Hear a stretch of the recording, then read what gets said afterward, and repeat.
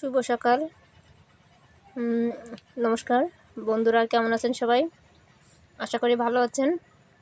তো আজকে আমি আপনাদের একটা গাছ দেখাচ্ছি। এই গাছটাকে ভালো করে চিনতে হবে। এটা গ্রামের পথে ঘাটে, রাস্তার ধারে যেখানে সেখানে দেখা যায়, কিন্তু এটা আমার খুঁজতে অনেকক্ষণ লেগেছে। বেশ কিছুক্ষণ প্রায় আধা ঘন্টা 1 ঘন্টা হেঁটে অনেক দূরে যাওয়ার পরে এটাকে আমি খুঁজে পেয়েছি। আগে গাছটাকে চিনতে হবে। এই গাছটা মূলত গোল গোল পাতা। এটাকে বলে হচ্ছে কি দিনারি শাকের পাতা। তো এই গাছটা খুবই উপকারী, আমি যেটা বলতে চাচ্ছি। এই গাছটা কিসের জন্য উপকারী, এটা হচ্ছে আমি প্র্যাকটিক্যালি দেখছি আর কি, আমি সরাসরি দেখছি, সেজন্য আমি এটার কথা বলছি।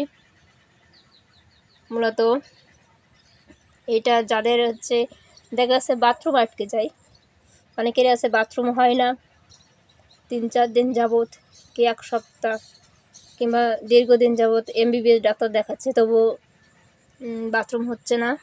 বিভিন্ন অ্যান্টিবায়োটিক ওষুধ খেয়েও হচ্ছে না। একবার হলেও এই পাতাটা ট্রাই করতে পারেন। এবার আপনারা বলতে পারেন যে এটা কীভাবে ট্রাই করব। এটা ব্যবহার করতে হবে মূলত, এটা সুন্দর করে বাটতে হবে।